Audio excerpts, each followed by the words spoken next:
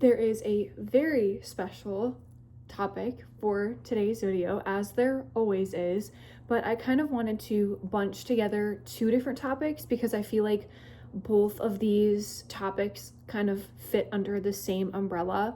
And the first one is why your identity fights back when you are building your new identity, and also how to get out of spirals in literally 30 seconds, because those spirals are real. Once you decide your new identity, once you assume your new identity, sometimes that old identity comes knocking on that door and is like, okay, it threatens to burn the whole house down, right? And sometimes it gets close, and sometimes you spiral, and that's totally normal. It's part of the human experience, right?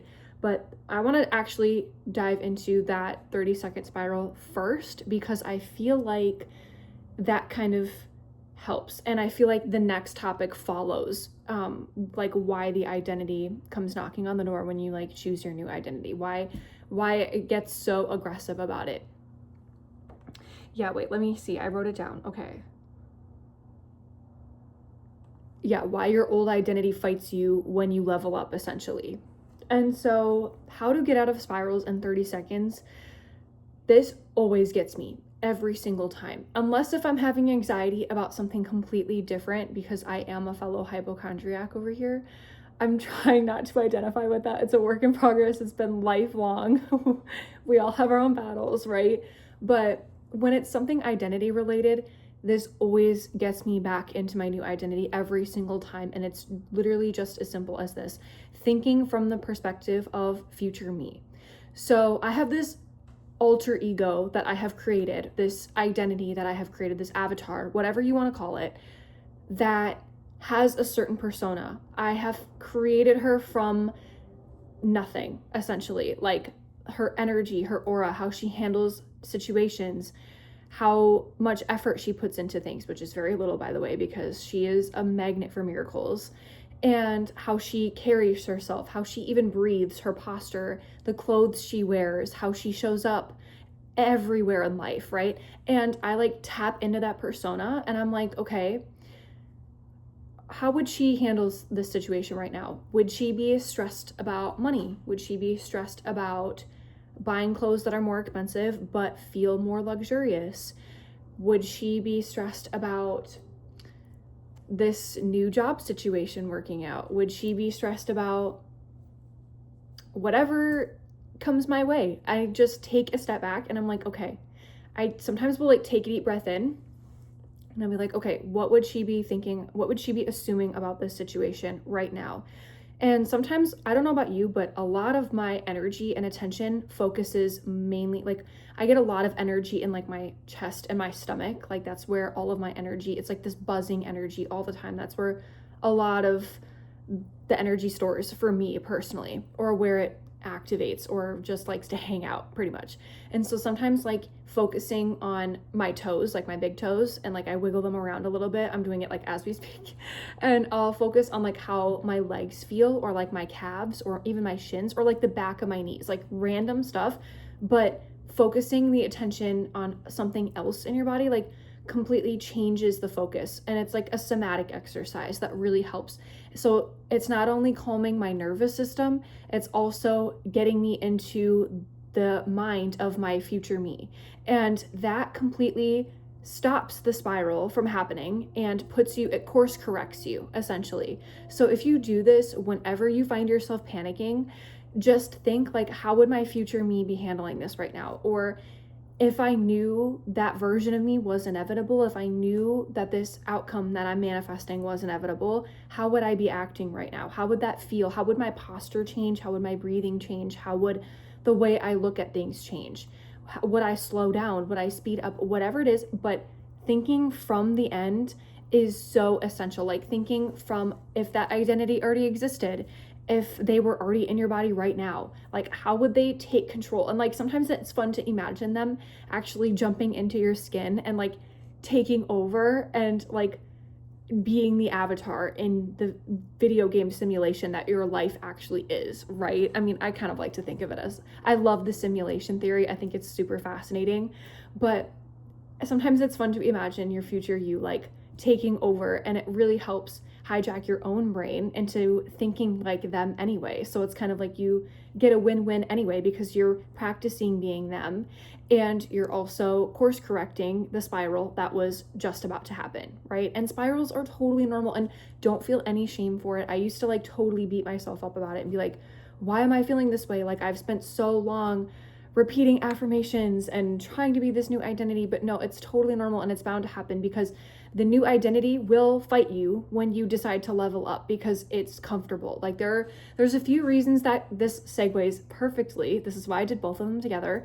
Segues perfectly into this topic of why the identity fights you when you level up, because your identity, your old identity, we're going to use two different names here: the old identity and the new identity, or future you, whatever one you want to think of. But we're going to stick with those two terms. So whenever you hear me say new identity or future you, that's that. And the old identity is the old identity, or yes, ego, subconscious mind, the old subconscious mind, the old ego, you get it. Okay, anyway, moving on. There's these two standpoints, right? And when the old identity fights you when you level up, it's because it feels threatened. It feels like there is, first of all, because it is completely different. You're stepping into a completely different perspective that your old identity / ego / old subconscious mind wiring is not used to, and that your body, no matter what it is going to throw those red alerts off like crazy, because it is going to deem it as unsafe, because it is unfamiliar. Like, your new identity, future you over here, can be the best thing for you, and it can be so like good for you, but your subconscious mind, your old identity, your old wiring in your mind is going to take it as a threat just because it is unfamiliar. That is the biggest reason why your old identity is going to fight you when you are leveling up, because it's trying to keep you safe. That's why they say, like, don't fight the ego, just acknowledge it and validate it and give it a hug, because it's, when you fight it, it's just going to get worse and worse. It's like fighting a toddler that's not getting their way. When you fight back or keep taking privileges away or whatever you want to do, but like you're fighting back, the toddler's just going to scream louder, and it's just going to get more uncomfortable and think that we're in more danger. So definitely do not resist, just acknowledge, give it a hug, move on, because choose the new identity. Again, the stuff that I mentioned earlier about how to get out of a spiral in 30 seconds, that helps so much, because it helps you witness what's happening. It helps you become aware of your body. It helps you recognize the pattern that you're in or about to go down, and lets you choose differently and lets you think in that different perspective. And feeling safe first is so key, because when the body feels safe, when your nervous system feels safe, it kind of lets the guards down of that ego pressing that red alert help button, right? It calms that down and kind of allows your subconscious mind to accept it a little bit more. And the more that is repeated, the more neural pathways you're going to build in your brain to be thinking in that area, to be thinking from that new perspective. And it's going to get easier and easier, and those alarms are going to go off less and less and less. So repeatedly making your subconscious mind feel safe with future you, with your new identity, is so key. That's why repetition and consistency is so important, because it essentially disarms the alarms from your ego and your old identity and your old subconscious wiring, because it's starting to see that this new identity is safe to venture out in. The second reason that the old identity freaks out when you're stepping into the new identity, when you're leveling up, is because it no longer feels important. The ego is actually just like a toddler in your head, and it just wants to be seen and validated. And so many of us freak out with the ego and listen to the ego because we're scared of it ourselves, or I guess there's so many reasons for that. But essentially, when you notice when you're leveling up and the ego is freaking out, it feels like it's losing a sense of importance, because its job has been to keep you safe for so long. And when you're choosing something else, it's like, okay, freaking out because we're not important anymore. What's our job here? And goes haywire too.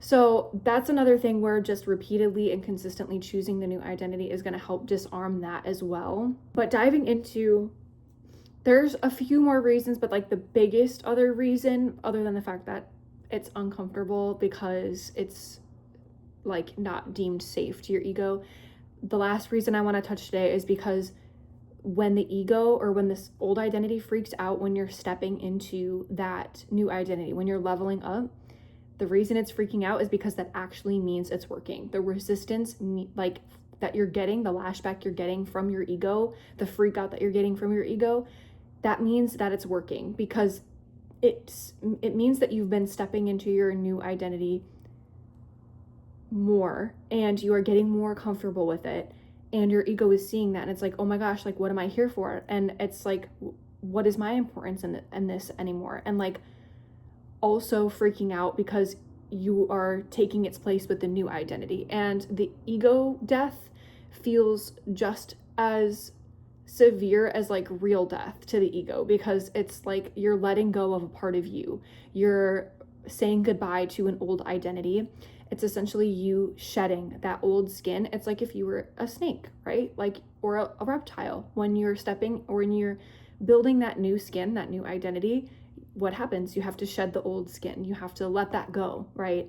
And that sometimes can be painful, even for reptiles, right? And so when you are stepping into that new identity, when you're letting go of that old identity, there's a reason that there's lashback. It's because it hurts, because you've grown attached to it for so long. You've been with this skin and the reptilian sense for so long, and this is what you're used to, what you're comfortable with. And so when you're letting that go and really stepping into a new identity, it feels like a loss. You're grieving, and it's gonna flare up and it's gonna freak out and be like, oh my gosh, what are we doing? There's no use for me anymore. But that resistance, that lashing out, that means that it's working. That means that you are on the right path. That means that the new identity is taking place slowly but surely, because that resistance would not be showing up for no reason. Or that ego lashing out, the old identity lashing out, freaking out and fighting would not be happening if your new identity was not a real threat.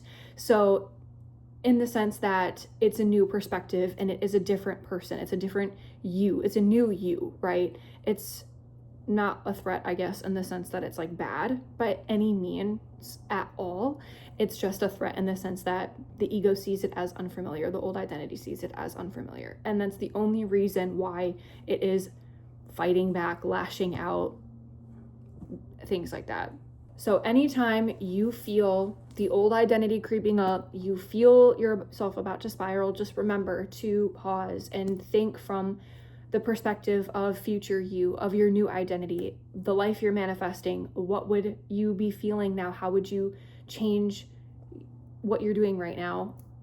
Feeling differently, breathing differently, your posture, whatever it is, what would be different? What would you do the rest of today if you knew that the outcome that you are looking or desiring for is inevitable, that version of you is inevitable, that future you is inevitable? If future you was in your skin right now, taking over right now and hijacking your old identity, what would you be thinking? What would you do differently? Because that, when you choose that over and over and over again, despite the old identity fighting and trying to take over again because it wants what's familiar, you're creating those new neural pathways in your brain consistently.